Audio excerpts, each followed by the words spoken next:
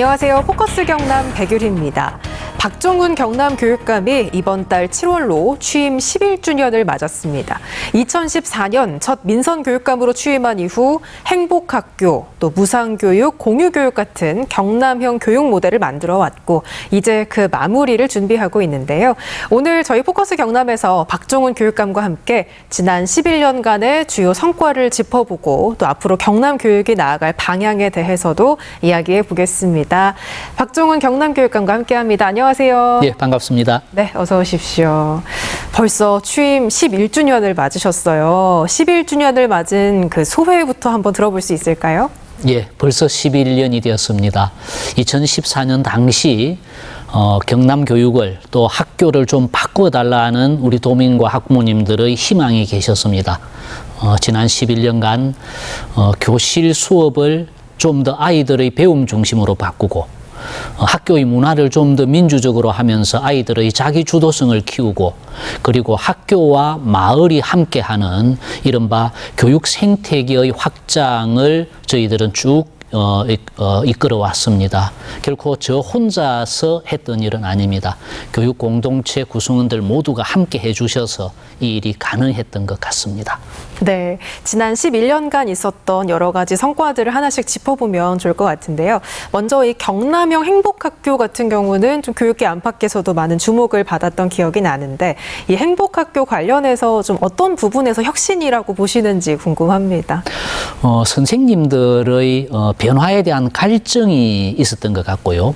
이제 학교가 미래의 학교의 모형은 이렇게 나아가야 될 것이다라고 하는 저희들의 욕심도 함께 작용이 됐던 것 같습니다. 우리 아이들이 창의력과 상상력이 꿈틀대고 또 협업 능력, 문제 해결 능력 이런 것을 키울 수 있는 조금은 시끌벅적하지만 우리 아이들이 자기 주도적으로 학교 생활을 하는 그런 학교를 저희들이 만들려고 애를 썼고 도내 학교가 1000개입니다. 그중에서 약 4분의 1, 250개 정도의 학교가 지금 이제 행복학교를 유지를 하고 있고요. 그러면서 선생님들 또한 이제 전문적 학습 공동체라는 것을 만들어서 함께 노력하고 저는 수업이 달라지면서 학교의 문화가 바뀌었다. 이것을 행복학교의 성과라고 말씀드리고 싶습니다. 예, 그런가 하면 또 무상교육, 또 무상급식 같은 그런 교육복지의 확대 기반을 다졌다라는 평가도 있습니다. 이런 정책들이 좀 지역 교육에 어떤 변화를 가져왔다고 보세요? 저는 교육의 공공성이라는 것은 참 중요한 가치라고 생각합니다. 뒤처지는 아이도 있고 다문화도 있고 그래서 모두에게 똑같이 주는 교육이라기보다 저는 그것을 뛰어넘어서 뒤처지는 아이나 다문화를 가진 어떤 그 이주 배경 아이들에 대해서는 더 많은 것을 주어서 교육이 제대로 이루어지도록 하는 것. 그래서 최종적으로 저희들은 부모의 능력과 무관하게 경남에서 공부하는 모든 유치원, 초중, 고등학교 아이들은 자신감 있게 정부가 교육청이 지자체가 함께 아이들을 보살피고 가르친다. 저는 이것을 교육의 공공성이라고 말씀드리고 저희들은 그것을 향해서 나왔습니다. 예. 자, 그런가 하면 또 경남의 거점 통합 돌봄센터죠. 늘봄 같은 경우도 전국 최초로 시도된 사례이지 않습니까? 늘봄 같은 경우는 현장에서 좀 어떤 반응들이 있었는지도 궁금한데요. 어떤 좋은 정책도 학교 구성원들, 교직원들이 더 힘들게 만들면 성공하기 어렵습니다.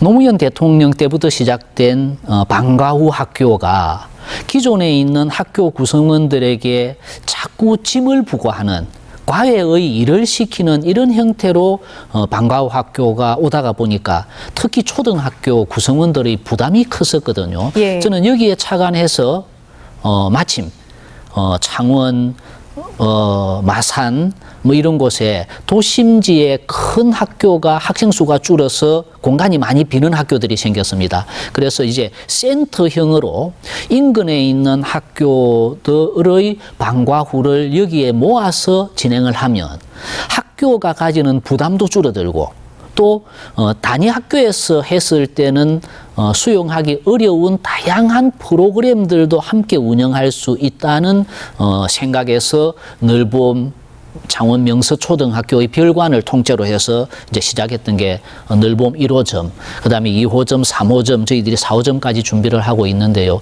이것이 이제 교육부가 뒤늦게 출발한 늘봄 학교하고 약간의 혼돈이 있긴 했습니다. 이제 늘봄 학교는 기존의 학교 단위로 이루어지던 돌봄과 방과 후를 말하는 것인데 비해서 저희들이 만든 이제 센터형 돌봄이 늘봄이었거든요. 그래서 늘봄에 대해서는 모두가 학교도 만족하고 학부모도 만족하고 모두가 만족하는 제도였고 이것이 전국적으로 좀 더 확산되었으면 하는 바람을 저희들은 가지고 있습니다. 네, 최근 또 뭐 저출생, 인구 감소 이런 것들이 좀 지역 소멸을 가속화하고 있는 실정이지 않습니까?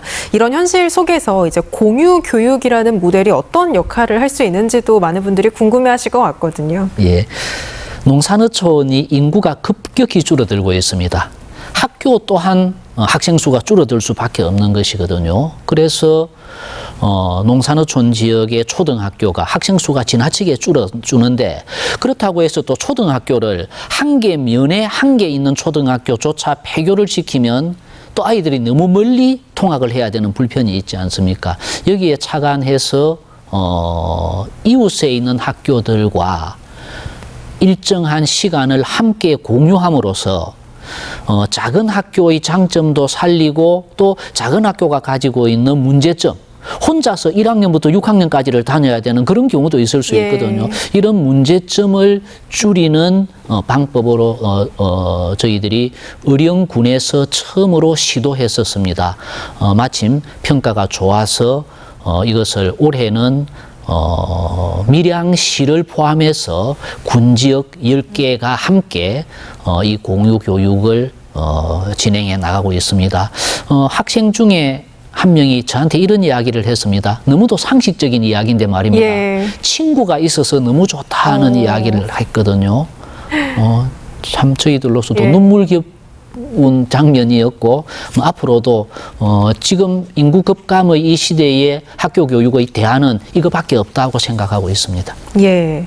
자, 경남형 공동학교가 현재 10개 시군에서 운영이 되고 있다고 들었는데요. 이 경남형 공동학교의 그런 현장의 반응은 어떤지도 궁금합니다. 방금 말씀드린 이제 공유 교육이 이제 경남 공동학교라는 이름으로 발전하게 된 것입니다. 우리 초등학교가 도내에 약 500개 정도가 있는데 그 중에서 136개 학교가 이 공동학교에 참여하게 되었습니다. 군지역 모두하고 밀양시가 이제 여기에 참여를 하고 있는데 말입니다.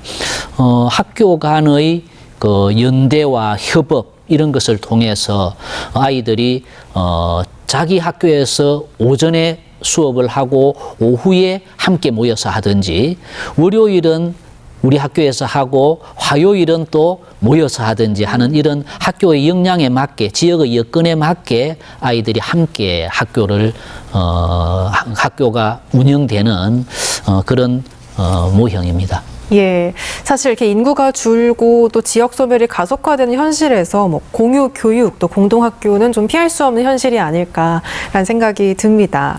자, 그런가 하면 또 교육청 주도의 이렇게 돌봄 모델이 정착이 되곤 있긴 하지만 학교의 돌봄 책임에 대해서는 좀 의견이 분분하지 않습니까? 여기에 대해서는 어떤 입장이세요?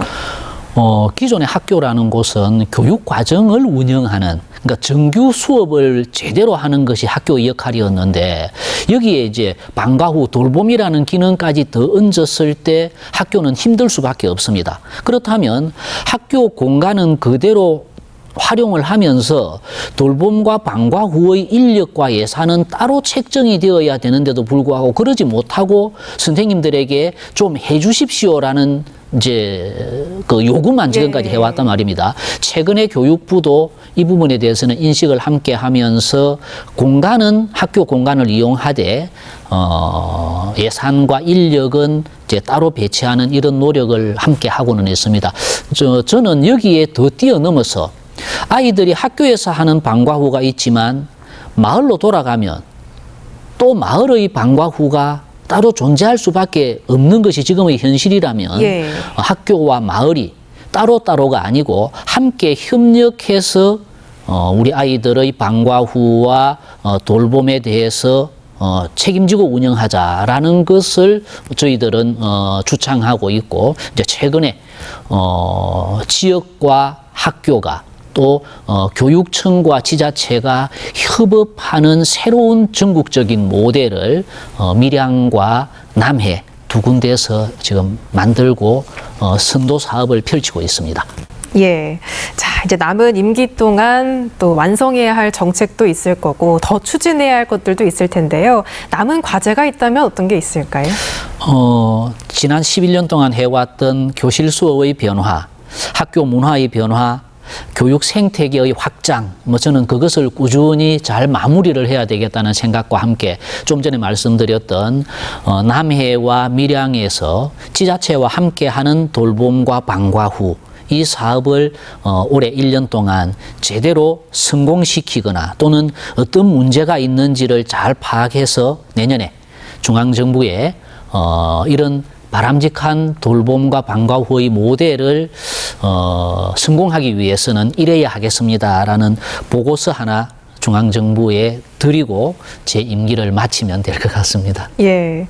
자, 그간 이제 교육감으로 11년을 함께 하시면서 지역사회 기반의 교육 생태계라는 그런 개념을 또 많이 강조를 하셨지 않습니까? 이 부분이 왜 중요한지 좀 설명을 들어볼 수 있을까요? 교육이 학교 안에만 갇혀 있어서는 안 된다는 이야기는 제가 앞에도 말씀드렸습니다. 역으로 우리가 지금 수도권 집중을 이야기를 하고 지역 붕괴를 이야기하면서 아이들에게 교과서만으로 아이를 가르치면서 과연 이 이야기를 할 자격이 있는가라는 이야기를 저는 되묻고 싶습니다.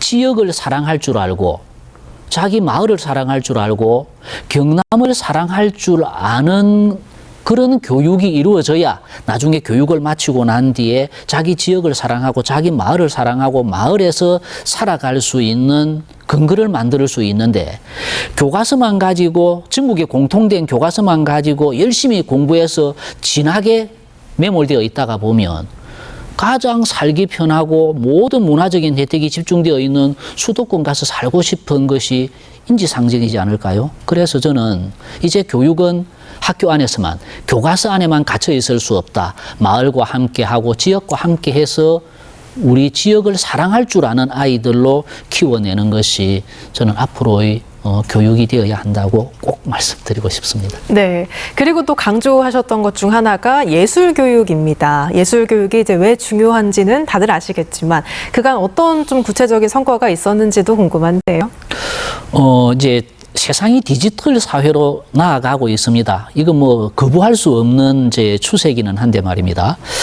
그러나 지나치게 디지털 일방으로 나아갔을 때 아날로그와의 조화, 우리 아이들에게 오감으로 느낄 수 있는 그림도 그리고 붓글씨도 써보고 악기도 다뤄보고 소리도 들어보고 하는 이런 어떤 그 아날로그적인 부분이 완전히 배제되어 버리면 우리 아이들은 날개가 없는, 한쪽 날개밖에 없는 어른으로 성장할 수밖에 없다고 저는 생각합니다. 그래서 디지털과 아날로그의 조화라고 하는 뭐 철학적인 이야기도 있고, 그것을 뭐 또 뛰어넘어서 현실적으로 지금 우리 아이들의 폭력성이 굉장히 높아지고 있습니다. 그래서 한 아이가 한 개의 악기 정도는 다룰 수 있도록 가르쳐서 우리 아이들의 예술적 감수성을 키우면 저는 학교 폭력도 현저히 줄어들 것이라고 생각합니다. 우리 아이들의 감수성, 새로운 어떤 정서적인 유대감, 뭐 이런 것을 위해서라도 아이들의 예술 교육이 예술에 흠뻑 젖어보는 그런 예술 교육은 더 필요할 것 같고요. 이제 그것이 선생님들의 어떤 수업 부담도 좀 줄여드리고 아이들에 있어서는 선생님한테서 배우기 어려운 전문적인 예술적인 영역은 또 바깥에 있는 예술 전문가들을 모셔서 수업도 할 수 있고, 전문가들은 자기들의 역량을 우리 아이들에게 펼쳐볼 수도 있고 한 이런 우리 사회가 조화롭게 두루 함께 할 수 있는 좋은 정책이 저는 그 예술 교육이라고 생각됩니다. 예. 현재 이제 교육 현장에 있는 교사들 같은 경우에 뭐 과중한 업무라든지 각종 민원 이런 것들로 좀 교권 침해를 겪는 문제가 있지 않습니까? 교육 활동 보호 측면에서는 앞으로 또 어떤 방안이 있으신지요? 예, 제한테 가장 큰 또 고민이기도 합니다. 과중한 업무 부담이 있고 또 특이한 학부모의 민원 때문에 고생도 하고 한다는 선생님들의 말씀이신데, 뭐 과중한 업무는 또 저로서는 뭐 큰 책임이 있는 사람입니다. 업무를 줄여드리기 위해서 노력하고 또 업무를 도와드리는 인력을 채용해서 학교에 보내드리고 하는 그런 노력을 해왔고 일정한 성과가 있지만 아직까지 우리 교직원들을 만족시키지는 못하는 것 같고요. 더 제가 노력하겠습니다. 그리고 이제 특이한 민원, 이것으로 해서 선생님이 자존감을 놓치고 극단적인 선택을 하고 하는 이런 경우가 있는데, 이런 부분에 대해서는 또 단호하게 그 선생님에게만 맡기지 않고 학교와 교육청이 함께 해서 그 선생님을 문제가 있는 특이한 민원으로부터 보호하고 선생님의 자존감을 유지해 나갈 수 있도록 하는 그런 노력도 교육활동 보호 담당관 제도를 저희들이 하면서 챙기고 있습니다. 뭐 문제가 있으면 또 좀 더 수정 보완 확대 강화하면서 선생님들의 자존감을 놓치지 않도록 애쓰겠습니다. 예. 자, 이제 경남 교육의 또 미래를 한번 이야기해 보면 좋을 텐데요. 경남 교육의 그 미래 핵심 키워드를 하나로 이제 압축을 한다면 어떤 단어로 표현할 수 있을까요? 우리 경남교육청의 구호가 자립과 공존입니다.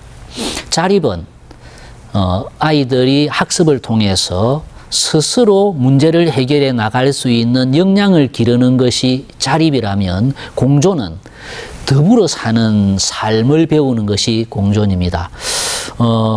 저희들은 자립과 공존이라는 두 개의 핵심 단어 중에서 그 중에 지금 우리에게 가장 아쉬운 하나를 골라라고 하면 저는 공존을 고르고 싶습니다. 예. 자립의 역량은 지금까지 뭐 저희들도 꾸준히 핵심적으로 해왔다면, 공존에 대해서는 아직까지 자립만큼 제대로 가르쳤나 하는 그런 생각이 들거든요. 이제는 더불어 사는, 나 혼자 모든 것을 할 수 있는 시대는 아니지 않습니까? 그렇다면 협업해서 문제를 해결해 나가고, 그리고 이웃과 함께하고, 나중에는 우리 모두가 함께 밝은 마을을, 세상을 만들어 나갈 수 있는 데는 공존의 가치를 가르치는 것도 중요할 것 같습니다. 예. 교육감님께서 11년 전에 첫 교육감 당선되셨을 때 초등학교 1학년이었던 학생들이 내년이 되면 벌써 20살이 되더라고요. 이제 성인이 되는 그 아이들에게 전하고 싶은 메시지가 있다면 어떤 게 있을까요? 맞습니다. 제가 교육감을 처음 했을 때 초등학교 1학년 아이가 이제 내년이 되면 고등학교를 졸업하는 나이가 됩니다.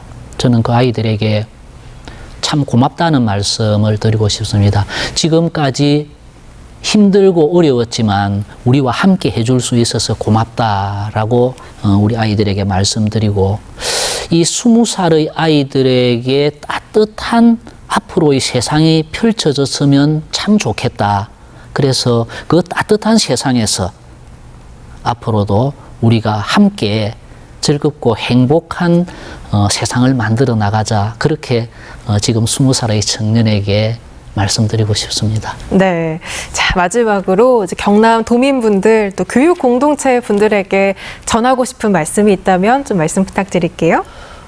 지금까지 11년을 대과 없이, 큰 문제 없이 교육감직을 수행해 올 수 있었고, 우리 교육 공동체가 함께 해올 수 있었던 것은 제가 처음에 말씀드린 것처럼 저 혼자의 힘으로 이루어질 수 있는 것은 아니라고 생각합니다. 이제 함께 해왔던 것만큼 제가 남은 1년